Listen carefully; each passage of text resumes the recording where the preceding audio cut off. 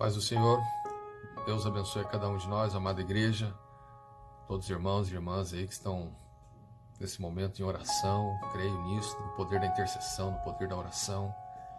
E eu queria, nesse momento aí, o culto seria o nosso culto de quarta-feira, um culto de oração, deixar uma palavra que possa trazer um pouco de luz e também injetar um pouco de fé no nosso coração, tá certo? Eu queria trazer alguns esclarecimentos em relação ao que nós estamos vivendo, ao tempo que nós estamos vivendo. Uma coisa eu já queria deixar bem claro no seu coração, meu amado.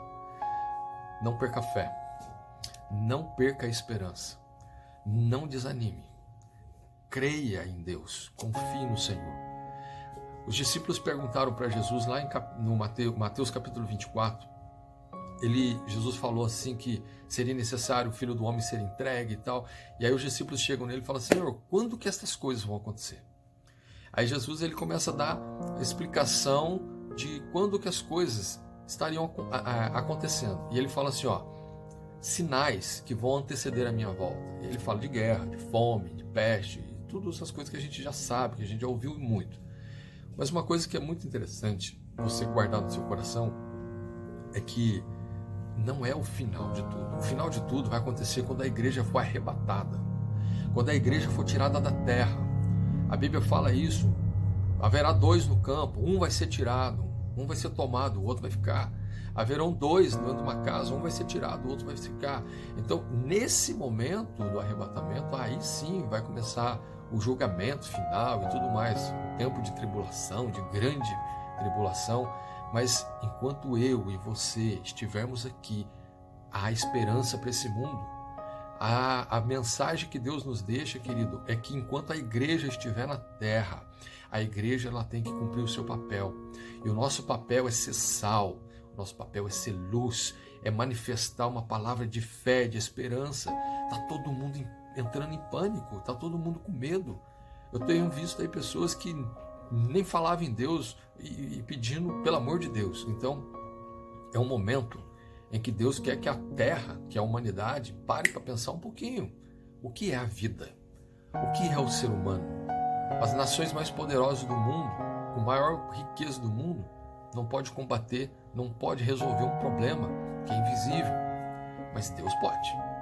Isso eu tenho certeza que Deus pode.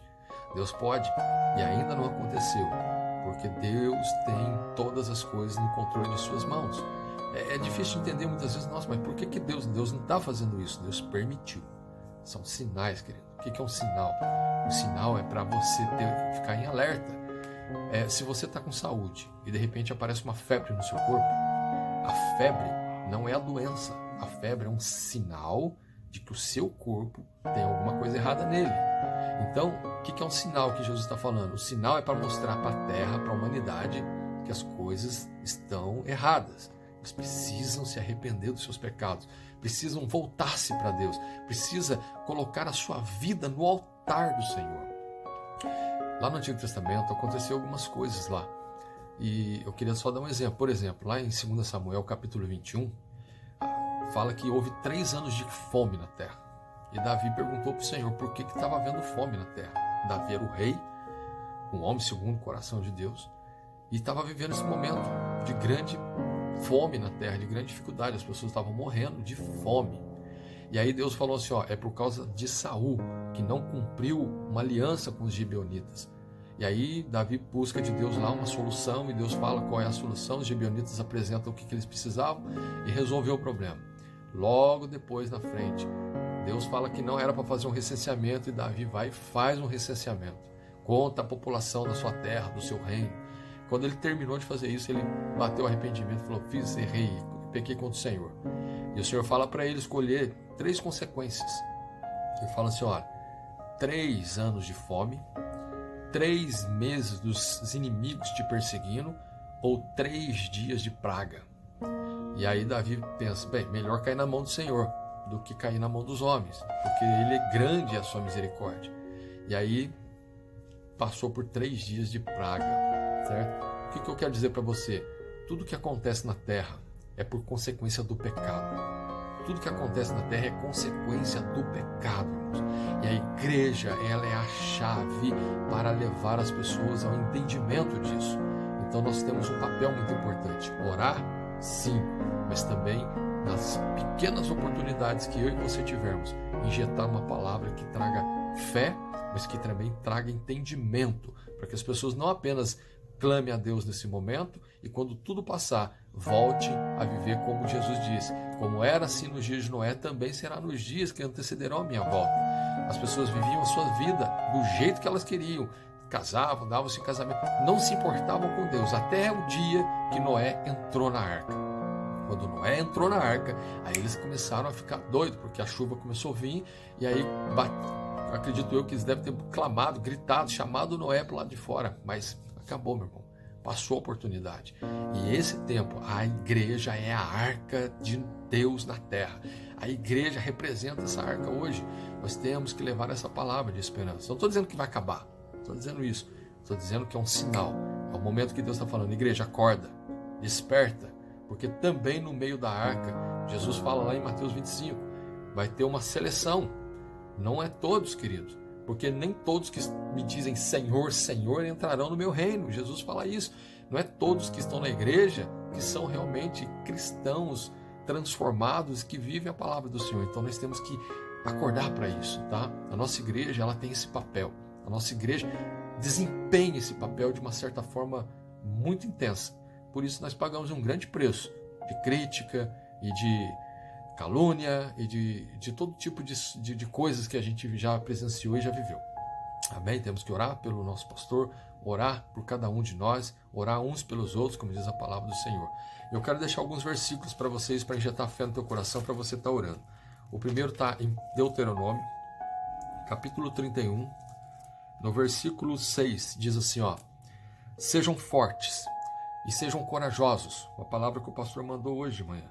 Não tenham medo, nem fiquem apavorados por causa delas, pois o Senhor, o seu Deus, vai com vocês e nunca os deixará, nunca os abandonará. Essa é a palavra do Senhor. Sejam fortes, sejam corajosos, não fiquem com medos, não fiquem apavorados, não desanime, não deixe a dúvida entrar no seu coração, não deixe, querido, não deixe a murmuração entrar no teu coração. Creia no Senhor, confia nele, ele não vai te desamparar, ele não vai te abandonar, ele não vai, pelo contrário, ele vai te usar. Ele vai te usar para transformar a vida de pessoas que nesse momento estão abertas por uma palavra como essa. Segundo versículo, Salmos 32, versículo 7. Salmo 32, versículo 7. Diz assim, o salmista diz assim, olha: tu és o meu abrigo. Tu és o meu abrigo. É Davi que escreveu esse salmo. Tu me preservarás das angústias. Tu, Senhor, me preservará das angústias, porque o Senhor é meu abrigo. E ele diz assim, ó: e me cercará de canções de livramento. Nós vamos poder louvar o Senhor, porque grande é o Senhor para nos livrar deste mal. Grande é o Senhor para livrar essa humanidade deste mal e para trazer um despertamento, um avivamento na igreja, e que muitos possam sair dessa situação melhor, que nós possamos sair fortes, que possamos sair da situação grandes, que possamos sair com algo no nosso coração. Deus está dando mais uma oportunidade para a humanidade. Salmo 34, 22. Muda aí algumas páginas aí da sua Bíblia. Salmo 34, versículo 22. Diz assim: o Senhor redime a vida dos seus servos. Ninguém que nele refugia será condenado. O Senhor redime, resgata a vida dos seus servos. E ninguém que se abriga nele, que confia nele, será condenado. Ninguém, querido. Guarda o teu coração. Salmo 46, versículo 1. Vamos lá. Salmo 46, versículo 1. Diz assim: Deus é o nosso refúgio, nossa fortaleza, auxílio bem presente no momento da adversidade. Por isso, não temeremos. Ainda que a terra trema, ainda que todo mundo entre em pânico, nós não temeremos. Ainda que a terra trema, ainda que os montes afundem no coração do mar, ainda que estronde as suas águas turbulentas e os montes sejam sacudidos pela sua fúria, Há um rio cujos canais alegram a cidade de Deus, o santo lugar onde habita o Altíssimo. Deus nela está e não será abalada. Deus vem em seu auxílio. Deus vem em seu auxílio, querido. Deus, ele não abandona aquele que nele espera. Salmo 119, versículo 114. Eu já estou encerrando aqui, queridos, esse vídeo para nós orarmos. 119, versículo 114. Diz assim a palavra do Senhor. Olha aí. Tu és o meu abrigo, o meu escudo. Na tua palavra coloquei a minha esperança. Coloque esperança na palavra do Senhor. Confia nele, querido.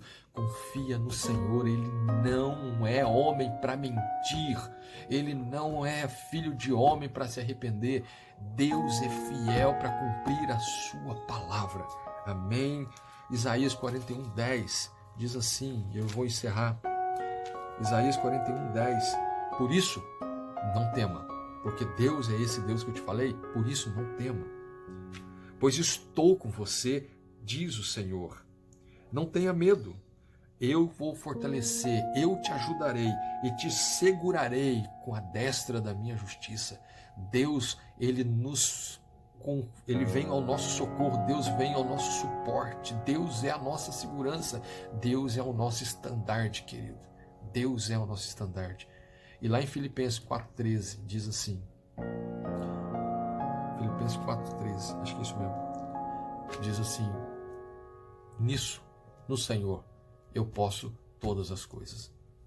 Paulo está falando que ele passou por fome, por necessidade, por naufrágio, ele passou por perseguição, ele passou por um monte de coisa. Ele fala assim, posso todas as coisas naquele que me fortalece. Eu e você também podemos passar, podemos vencer esse momento, podemos passar por isso e sermos cristãos que realmente confiam no Senhor. Amém, queridos? Amém.